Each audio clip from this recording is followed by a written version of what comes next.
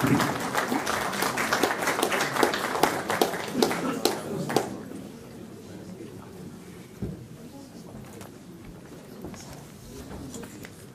and gentlemen,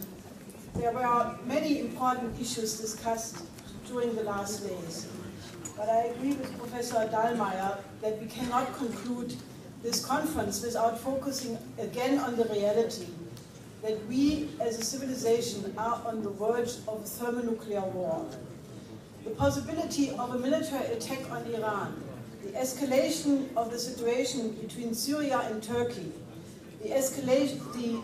deployment of US aircraft carriers in the Western Pacific, close to these contested islands, and Hillary Clinton's statement that any attack on these islands would bring the US-Japan military treaty into play, the agreement of the Spanish government to participate in the NATO anti-missile defense shield, all of these developments demonstrate that we are in mortal danger. The almost continuous policy of regime change, which after the collapse of the Soviet Union bombed Iraq back into the Stone Age, plunged Libya into anarchy, turned Afghanistan into a nightmare, and victimized the secular state of Syria with foreign intervention and religious warfare. In the case of military operations against Iran, this could lead to an uncontrollable worldwide wildfire. The Near and Middle East has become the new Balkans, in which existing alliances, like before World War I, led to conflagration.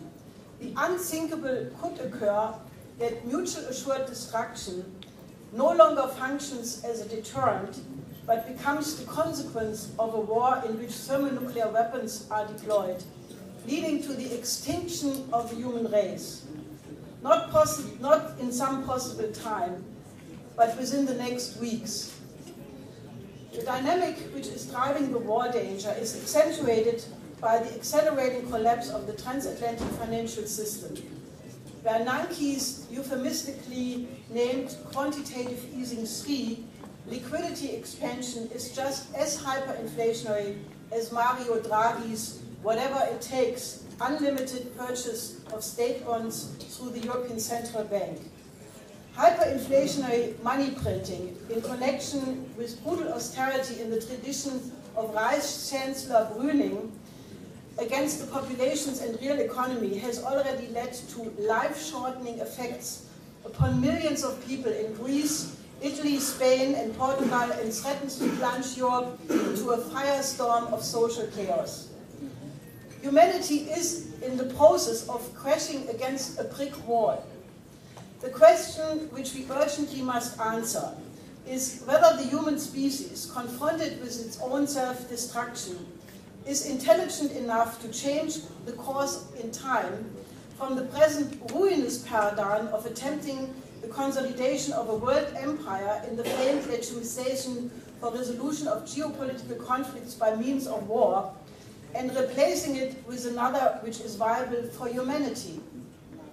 To solve this problem, we have to address an epistemological problem.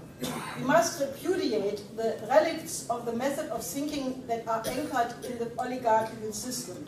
including deductive, positivist, empiricist, monetarist, or linear statistic projection concepts expressed by bad infinity, as they belong to a world view that has nothing to do with the laws of the real physical universe, nor the creativity of human reason. Instead, we must craft with the same creativity and love of humanity as that of Nikolaus of Cusa, Johannes Kepler, Gottfried Leibniz, Johann Sebastian Bach, Ludwig van Beethoven, Friedrich Schiller, Vladimir Vernadsky, or Albert Einstein, to name just a few,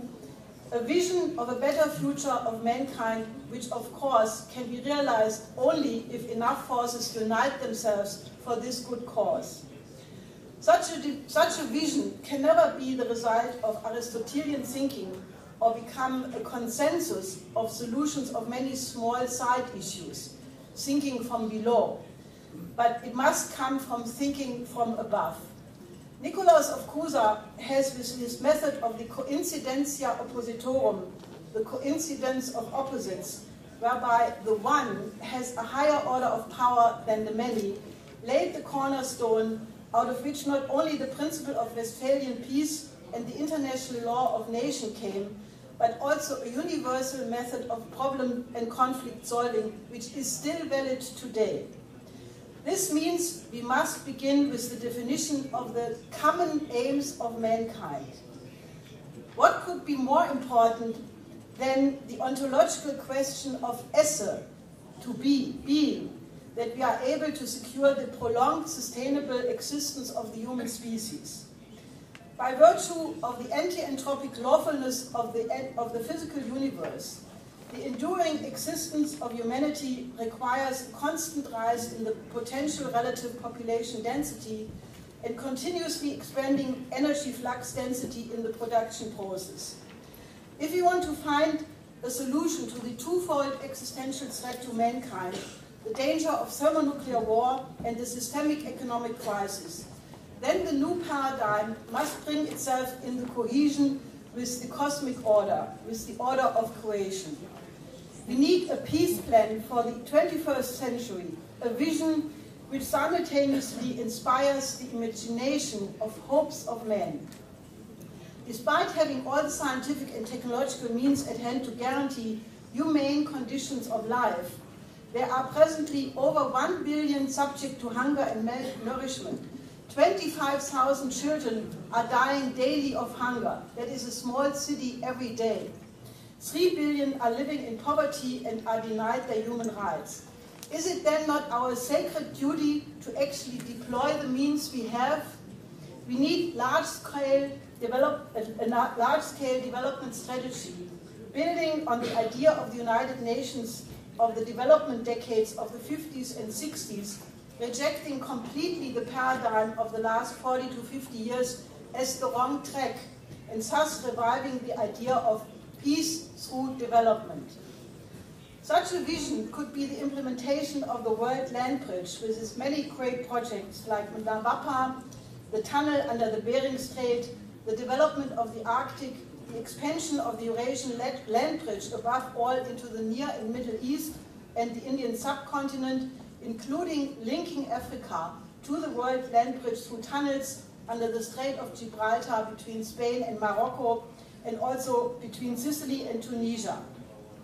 There are two large regions of this planet where the lack of development cries for vengeance, one being the African continent that was never allowed to recuperate from century-long colonial exploitation, and the second being the Near and Middle East, which currently is way behind their golden periods when Baghdad was the center of world culture, or Palmyra, Tadmur in Syria, was a pearl of the ancient Silk Road.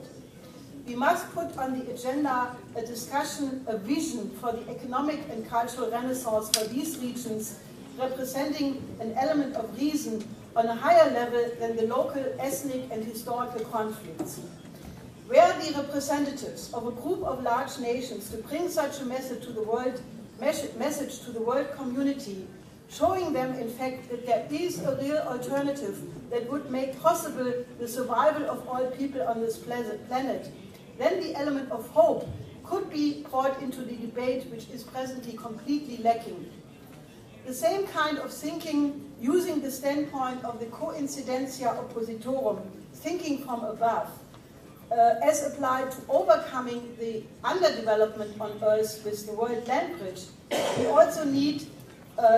for the defense from the dangers to us are all on the planet coming from space.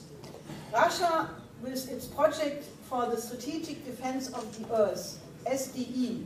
has made a proposal for the cooperation of Russia and the USA and potentially more countries for a joint missile defense and the protection of Earth from asteroids and comets' impact, which can replace the current geopolitical confrontation and existence threatening escalation. The SDI project is in the tradition of the SDI, the Strategic Defense Initiative, the proposal for overcoming the nuclear threat and the division of the world in military blocs which my husband Lyndon LaRouche developed 30 years ago, and which President Reagan made official policy in 1983. The SDE project, which includes early warning systems for man-made and natural catastrophes, as well as cooperation in manned space flight,